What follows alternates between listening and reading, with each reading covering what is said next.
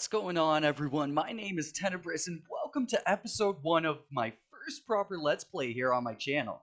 So, we've got a bit of a quick disclaimer before getting into this one. Most of my previous PC gaming has always been with a controller as an input, but this time around, I figured I should get into the mouse and keyboard so that way I could really take on PC gaming seriously.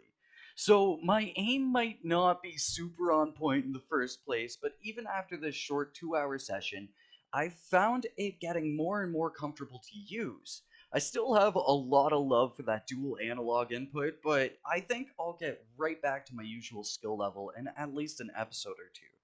And next up, the frames might be a little bit herky-jerky in the first place.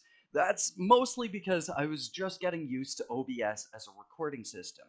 It improves a ton as the episode goes on, and soon I'm gonna learn how to record without having it have any sort of a performance impact on my PC. So with that little bit of a disclaimer out of the way, let's get this LP started. So, as we go through the Break of Dawn mission here, I'm going to kind of summarize the events that lead up to Generation Zero to kind of provide some clarity to a few things. So, after World War II, Sweden was doing rather well off and decided to prepare just in case if it ever faced a future invasion with a program called the Total Defense Program. This was designed to have all civilians combat ready just in case of an invasion. But ironically, it never prepared them for an invasion from the inside. As all of this was going on, the military started investigating high tech machines designed for war, ensuring minimal loss of life in case of any sort of external war event. Now enters von Ulmer, a brilliant scientist of brain neural adaptation. He basically took the groundwork that had been set out before him and created the program Phoenix, a full dive type brain interface program for the war machines that had already previously been designed. After some crazy events, he became Phoenix itself, and we'll elaborate on that as we go along through the playthrough here.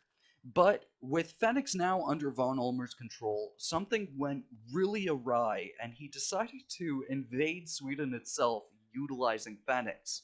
How that fully came about is unclear for now, but in the future, we'll see this expanded on with DLC content in Generation Zero. So as we clear out our first stinking doggo over here, I'm gonna kind of introduce what my plans are for this Let's Play, because I've got some big plans, my dudes. So basically, I want to do something really original with this Let's Play. I want to do something that you don't see in your typical Generation Zero Let's Play. So I'm going to be having things like community events and community challenges from you dudes, where I'll be utilizing the YouTube community page for you guys to toss in various challenges that I can complete along the way as we play through the LP here. Alongside that, I'm going to also take an opportunity during this Let's Play to kind of chat out a bunch of ideas that I have, because I come up with ideas for Generation Zero pretty much every single time I pick up this game. So we're going to be talking out a lot of those ideas that maybe I don't feel deserve the full video process that I usually do, but I still think are kind of cool talking points, and that way we'll be able to have a bit of a dialogue on some of the just random ideas that I come up with for this game, and maybe who knows, maybe someday those videos, if or those ideas, if you guys like them enough, I could turn them into proper videos and really flush them out. And then also alongside that too, we're going to be playing after this point rather non-typical. So we're going to be going all across the map, doing things in a rather non-linear kind of format, so that way we can have as much variety throughout this Let's Play as possible, just within the terms of its typical gameplay. Now, my goal for this Let's Play is going to be 2 episodes a week. One episode on Monday and one episode on Friday at the same time that I usually upload my videos, around 10 a.m. Eastern Standard Time. So you guys will be able to look forwards to at least 1 to 2 episodes per week.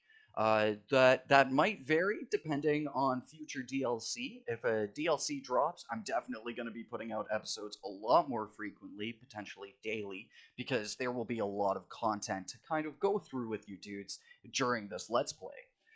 But also, on the other hand, at certain points, it might slow down a little bit just in case if I'm working on a really big project, like, say, my video on how to get the best start in Generation Zero. If any of those videos take a lot of research, then that's going to eat into my Let's Play time. But I'm probably going to wind up prioritizing those videos over my Let's Play because I really enjoy doing them. I have so much passion towards those really like thought out videos. So now we are hot on the heels of Anita. We're kind of chasing her down and trying to figure out where she got to based on the whiteboard message that we find here in Ibbelholmen Church. But along this way, we've also managed to accrue enough experience to give ourselves our first level. So what we're going to do is we're going to dump a lot of our levels into a engineer build, but I think this time around, I'm going to make my engineer build a lot more combat ready and a lot more capable than my previous engineer, just to make sure that that way this engineer will be a vast improvement on my previous design. So we're kind of following a little bit of my best start video just to pick up a number of these things along the way, like the Warren Mauler and stuff like that, the shotgun, and those various basic starter weapons that you really need to get so that that way you can get through the initial archipelago as easy as possible. And we're going to take on this camp in the exact same way as well. We're just going to huck out a flare and let the ticks do the work for us, basically.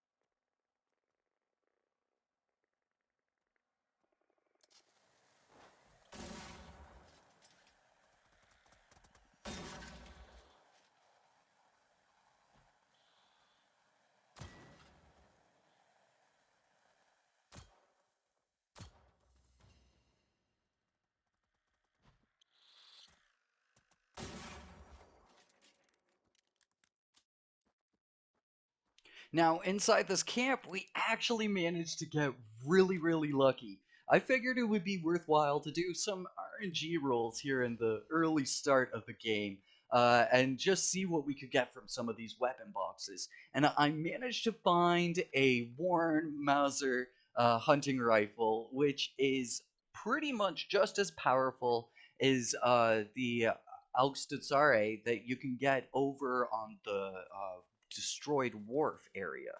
So picking that up was super, super keen. So now we're coming on over to Stenhaga, again, following that trail of Anita. And this time around, I figured I'd try to be a little bit crafty, just to see if I could kind of minimalize the amount of combat that I had to do here in the early game. And it actually worked out really, really well.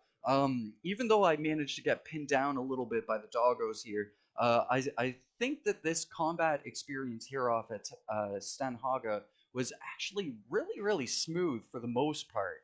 So you guys will get to see that I plopped down a radio just beside the car here, and sadly, due to the weird enemy aggroing that we have currently, they spotted me the moment I tossed that radio out, but there isn't too much that I could do about that. So with a lot of the doggos being drawn over to the radio itself, I was able to just pop this car, explode it real quick, and even though I took a bit of damage in the process, I managed to take down like 3 of the doggos with like what 2 bullets or something like that. It was super cost efficient in this early game state.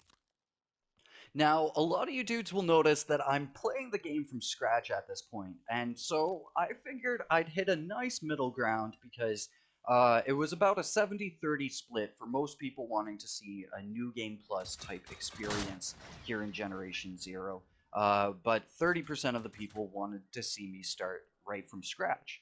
So I figured the way I'll go about this is for the very first area, I'm going to be playing this from scratch, and right after we clear our first bunker, right once we clear Vestlin, we'll then start our proper New Game Plus experience. So after this episode, I'm going to port on over all of my extremely awesome guns, and we'll be no longer using these rusty, crappy guns in future episodes. But for now, for those people that wanted to see that fresh experience, you guys will get kind of a decent middle ground kind of to that. And honestly, I totally respect people that really enjoy the early game. Myself, I definitely enjoy it as well, but I'm more of an end game player here in Generation Zero. And I'd like to know, do you guys, let's hear some opinions down in the comments. Do you prefer the end game of Generation Zero, or are you all about the white knuckle tension of starting fresh with just dilapidated and worn weapons? Now, after grabbing some med kits, let's hear the next piece of the puzzle from Anita here.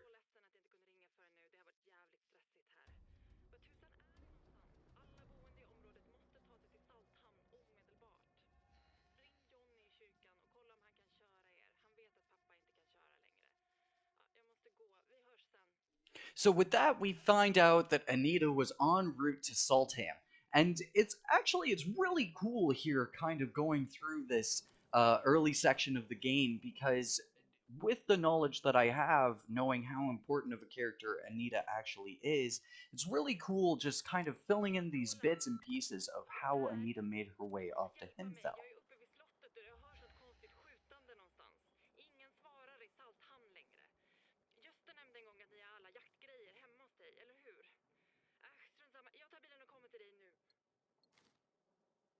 So off here at Mortinus, we get the next piece of the puzzle. So Anita basically went from the church, from Ibaholmen Church, off to Stenhaga, and then went off to Ibaholmen Castle to camp out for a little bit, and was overrun by machines there. So from there, she wound up heading straight to Saltham, as far as we can gather from the next little bit of clues.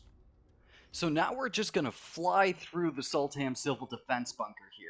All we've got in our way are a bunch of little ticks, so all it took was just running through, popping them in the face really, really quickly. And there's actually a little trick that I'm gonna show you guys here. I'm sure that a lot of you know about it, but for those of you that don't, it might be a bit of an eye-opener. So right after we're done taking down this guy right here, missing a few times because of that good old hip fire, with ticks, if you can see them and you can kind of inch out their hitbox, you can actually shoot them around a corner, which a lot of times can save you a huge hassle when dealing with ticks. So now with power restored, we can go through this little civil defense bunker, pick up the various notes that we find around here that are pointing us towards the specific houses of the civil defense members, Anita being one of them. Down in the kind of pier area of Saltham here, there are a few machines. So the way I kind of went about taking down these machines was utilizing my environment to, again, save on ammo so that way here in the beginning of the game I'm able to get the most out of my supplies as possible.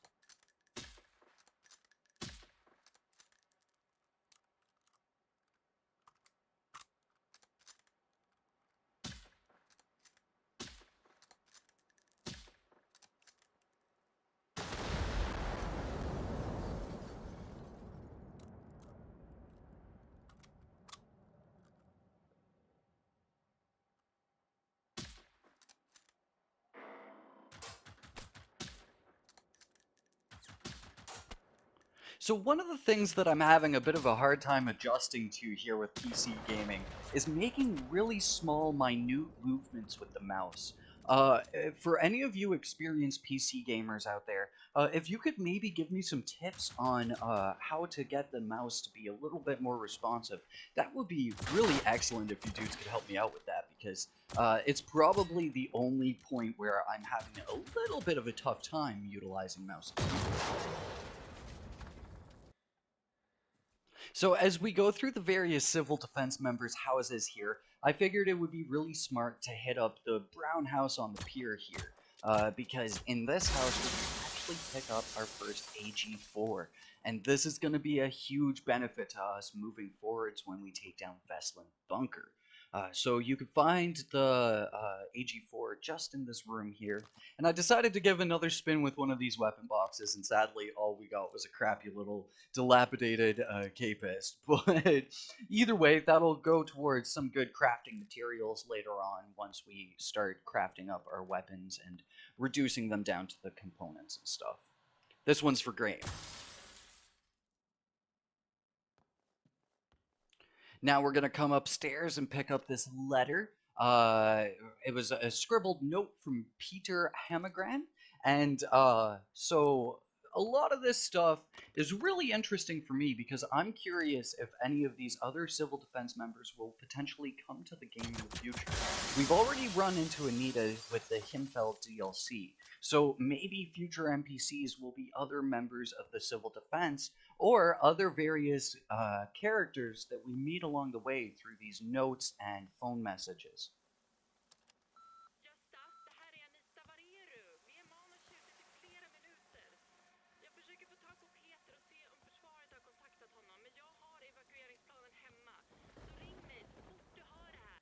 So after that last panicked message from Anita to Gusta over there, we're going to come on over to Anita's house for the final pickup and the completion of the road to Sultan. After going through the soccer field just outside of Saltham, we picked up a radio broadcast to Veslin Bunker. So with that radio broadcast, we were pointed towards the bunker. So we came on over here, and we need to now gather up the key cards, which honestly is a rather easy experience here off at Veslin because all the machines happily come on over to you once you've activated the door scanner there.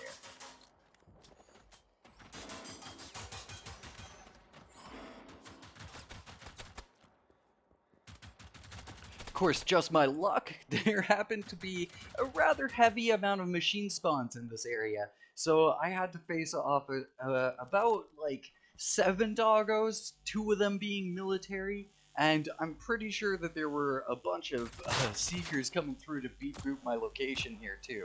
Luckily enough, I took out the seekers rather quickly, and for the runners, I managed to take down 3 of them in a row there just by shooting at that fuel cell.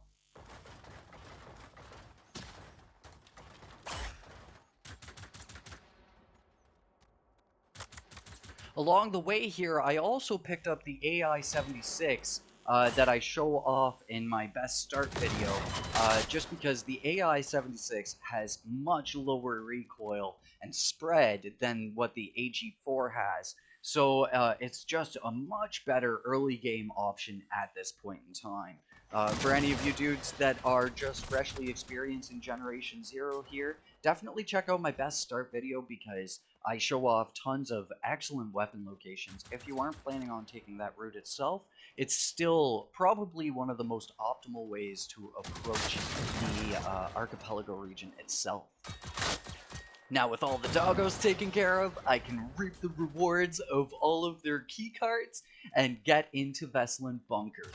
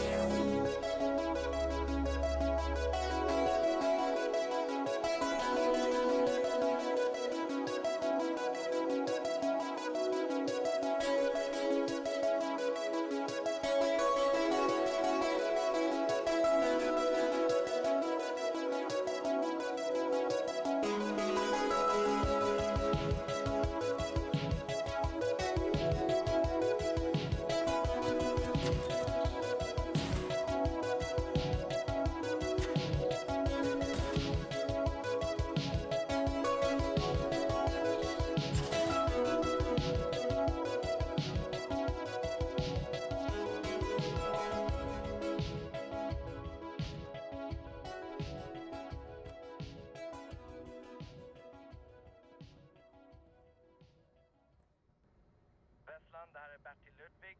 Vi har upprättat postering vid Iboholmens slottsruin. Men civilisten Anita Sjögren har inte påträffats. Inget främmande eller fientligt av den typ hon beskrev har påträffats eller observerats. Men SIG-span registrerade signalen. Fiende! Klockan 3! Nedkämpad okänd skytte. Löjtnant till Emma, det här är Vesslan igen. Jag behöver använda telefoni då vår radiokommunikation ligger nere. Det verkar som att radiomasten nära Grantorp används för att störa vår kommunikation. Sannolikt sabotage från fientliga operatörer i förberedelse för huvudanfall. Telefonnätet kan stå på tur så vi behöver veta vad status är för radiomasten på Saltholmsbasen. Kan ni bekräfta att det är radiomasten? So with that radio broadcast transmission, we find out that the army went off to Ibelholmen Castle to look for Anita. Sadly enough, Anita had already made her way off to Saltham to meet up with the civil defense members. So it seems like the army, just like us, are a couple steps behind where Anita is actually off to. But I think for us, we're going to focus on that Anita storyline for the beginning here because I find it super interesting and also it will lead us to Himfall the fastest.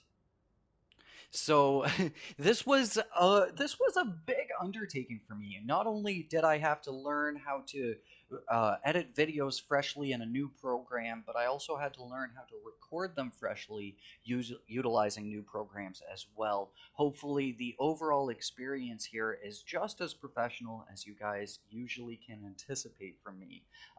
And even if some things are a little bit lower quality than usual, they're quickly going to improve over the next coming couple episodes here and couple videos along the way. It's just a little bit of growing pains here for me. But you guys can see here that I made my way through Veslin using all the beginner stuff completely deathless, and I managed to kill 108 machines along the way, which I didn't even notice I killed that many, but I guess that just kind of happens when you go with the motion here. But yeah, thank you so much for watching my first episode here for my Generation Zero Let's Play. Hopefully you guys enjoyed it. Hopefully you guys are hyped for the original, unique Let's Play that I'm going to be bringing you dudes here. If you haven't yet, maybe hit that thumbs up button. Maybe consider subscribing if you haven't either. I cover everything with Generation Zero and all the games that Systemic Reaction, the developers of Generation Zero, are going to be putting out in the future. But again, thank you so much. You guys have been awesome. I've been Tenebris. And I will catch you guys in the next one. Until then,